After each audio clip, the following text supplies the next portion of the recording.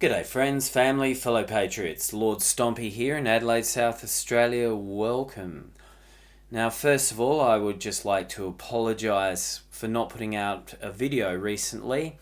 I have been very tied up with personal matters. First of all, somebody very close to me died not long ago. So, as you can imagine, there was a lot of things going on, and she was a really good person. I miss her. God rest her soul. Secondly, things are getting more and more, aggressive here in my hometown. And I've stepped up my training regime. Now, for the last 10 years, I haven't done much training. I've let myself become reasonably unfit.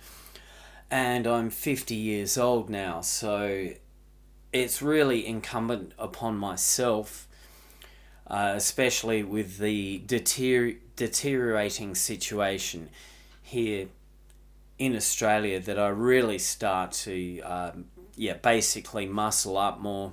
I'm working a lot on my cardio. That's fairly important.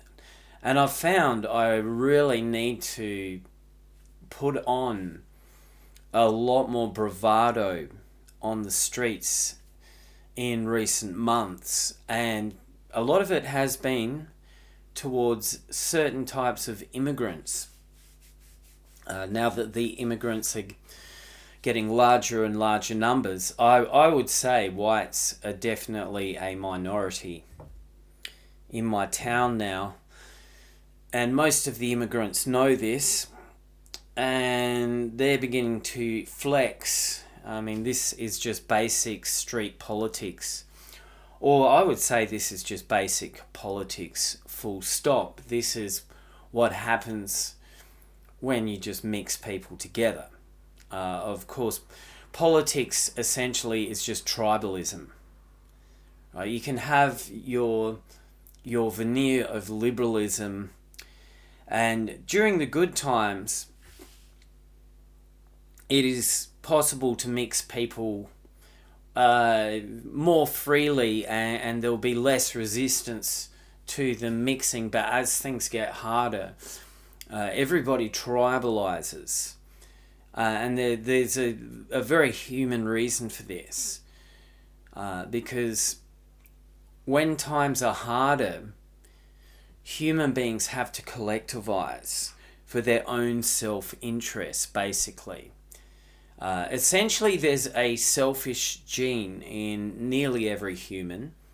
Not quite all, but nearly every human. And it's a selfish gene to do with survival and getting the basics of what you want and what you need in life. And when times get hard, you start to realize deep within your soul that you actually need to start collectivizing in some way with some other people around you, so that you can exert some group force within the world that you live in. It has always been like this since the dawn of time. This is how all our nations were formed around the world.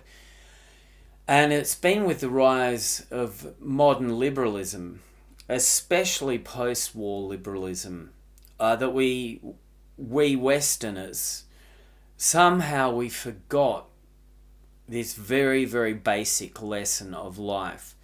We let ourselves get carried away with the good times.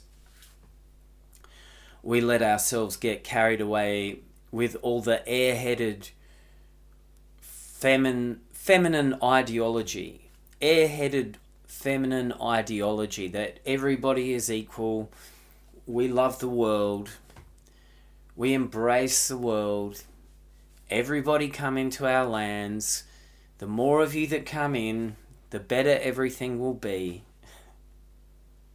Now, it's completely obvious, and I've said this many times on my show, that only completely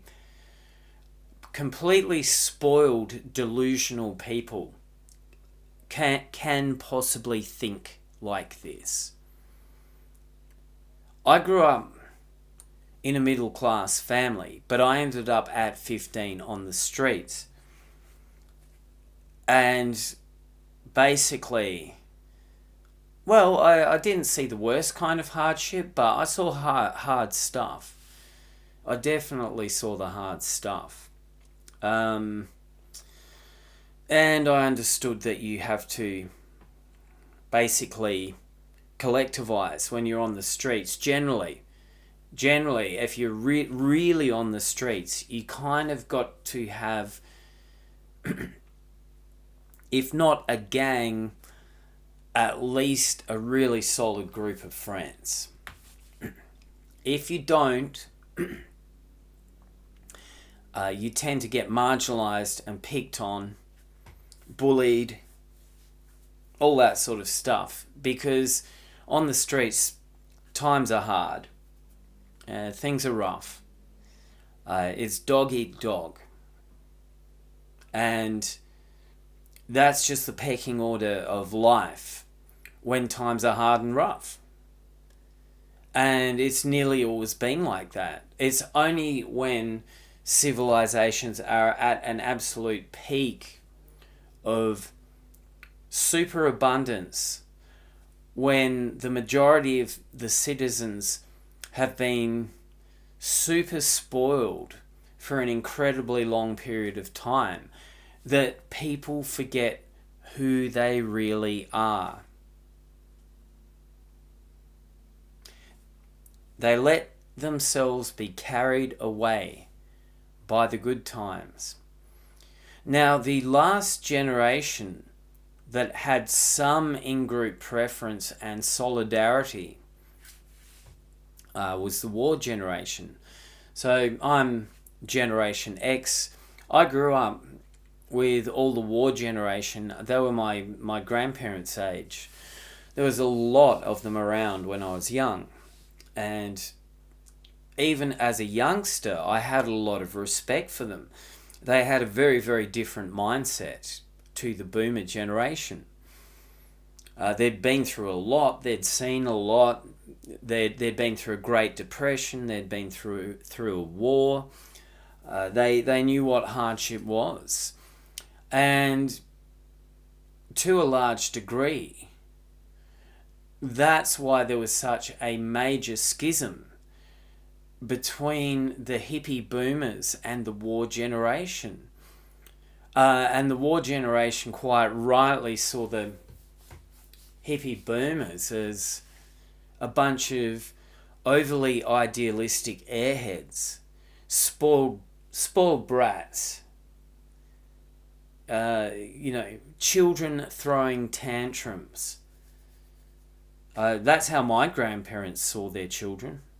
Well, essentially my grandparents only had my mum. She was a single child, but for the rest of my mother's life, she was a classic hippie boomer, and there was very many times my grandparents sat there scratching their head going, oh, your bloody mother. Oh, we don't know what to do with her. All these strange ideas she's got in her head. And they were right. They were right. And I'm very, very lucky that I grew up with a healthy respect for the war generation and their mindset. Being very young, I didn't fully understand it back then, but I understood it enough that I understood that the war generation were far more serious, right? Essentially, they were far more based, as we'd say in modern times. In general, they were just far more based. And they had much more in-group preference and solidarity. And it's people like that who build and maintain civilizations. Very solid, decent people. Very, very solid, decent people. They work hard for their nation. They work hard for their family. They see it as their duty to work hard for their nation and their family. And when I say work hard for their nation, I mean in a more old school empirical fashion, where you worked hard for your nation because you were proud of your nation and your people. So I went through a long period. I had a very confused upbringing. So to cut a very long story short, my hippie parents threw me out on the streets at 15. I lived really hard. Essentially, my grandparents were basically like parents to me to a large degree, because my parents certainly weren't interested in being parents.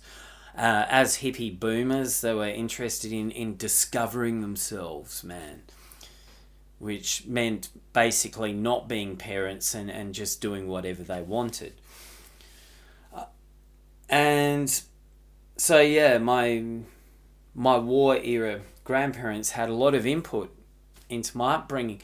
But due to the fact that my upbringing was so confused and I had a lot of weird conflictions and trauma, my mother was incredibly neurotic. So I grew up, she was the classic screaming Karen mother.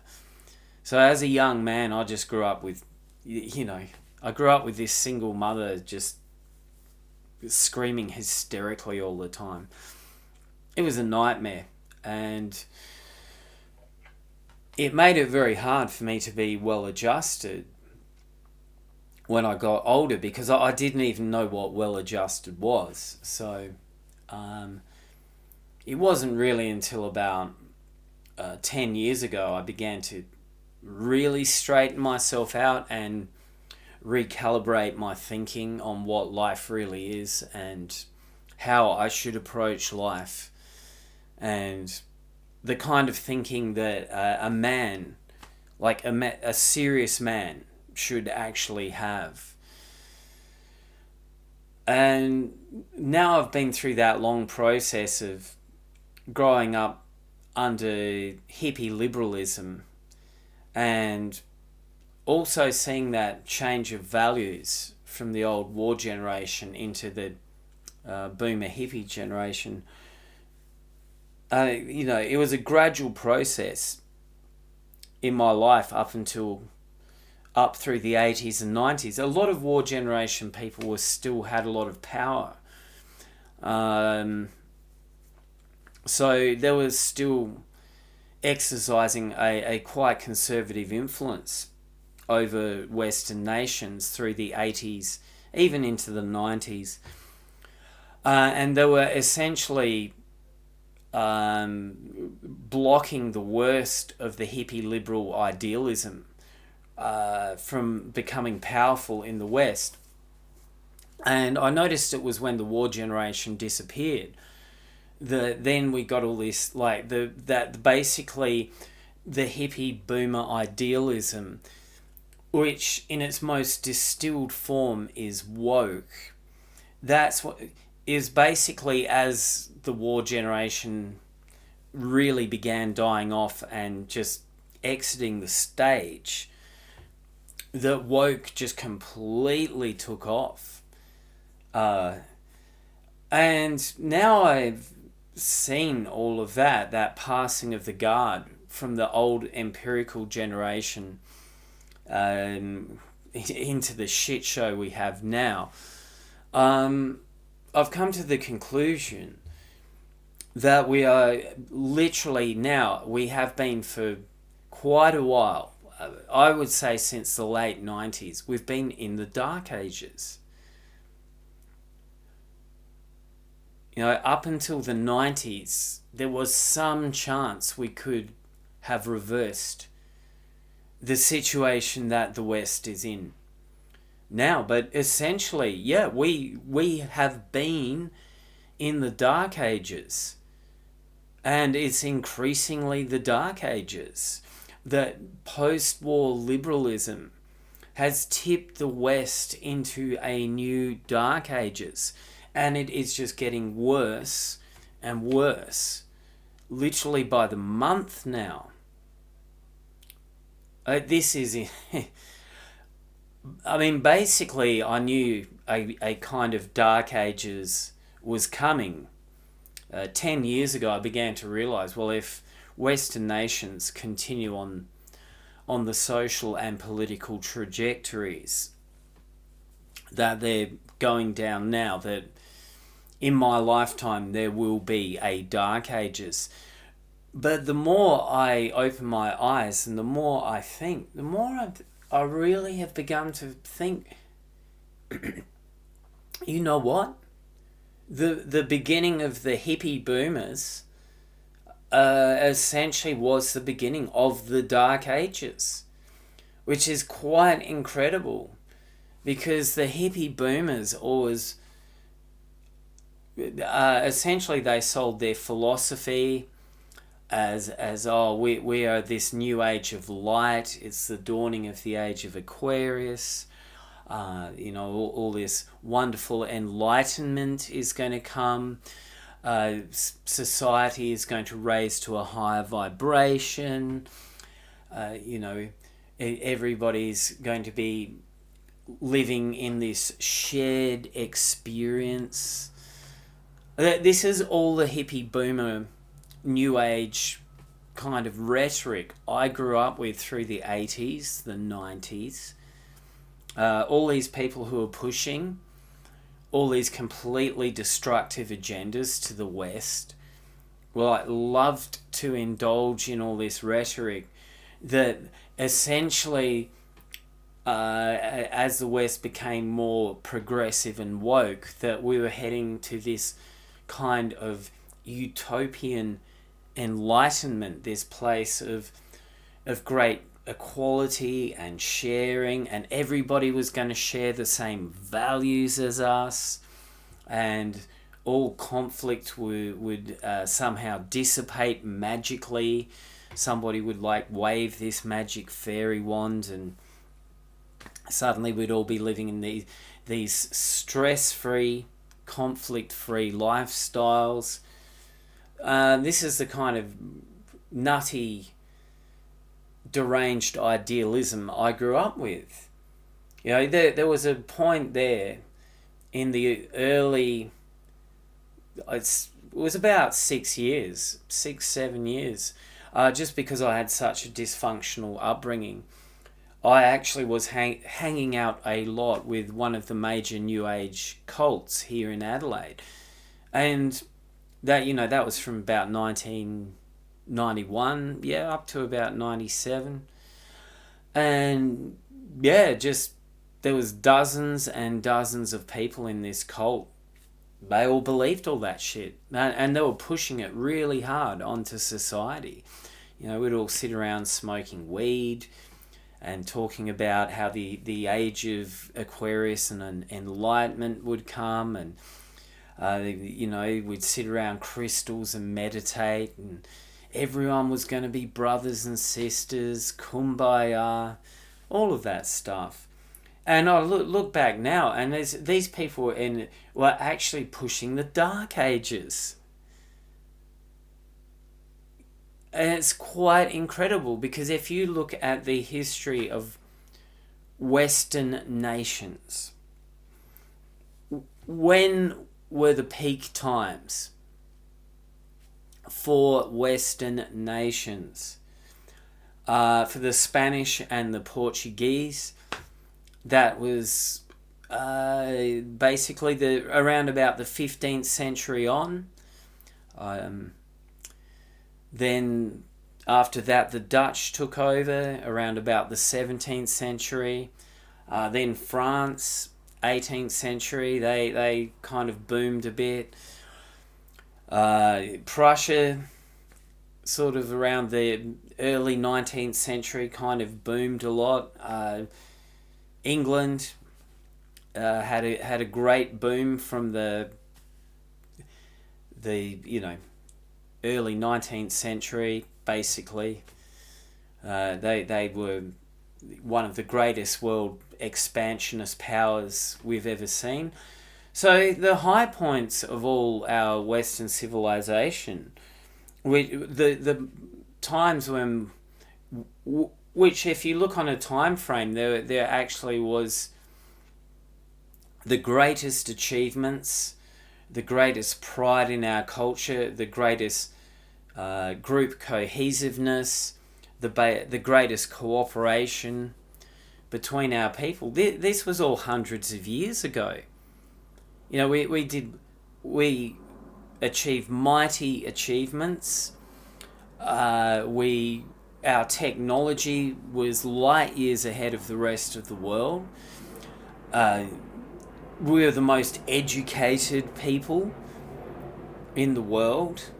We were the most inventive people, for inventive genius. We were just thousands of years ahead of everybody else. So now I look around us now, and all that's going. It's being destroyed by design. We are being plunged. We have been plunged into a dark ages by design. The best years, the best centuries are well and truly behind us.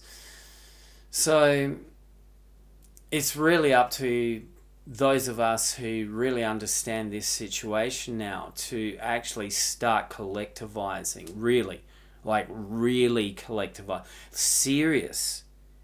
If you understand the serious of this situation I've just explained, you will collectivize for your life and for your brothers and sisters' lives. Okay?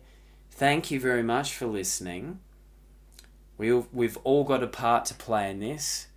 Do your duty. Deus Volt.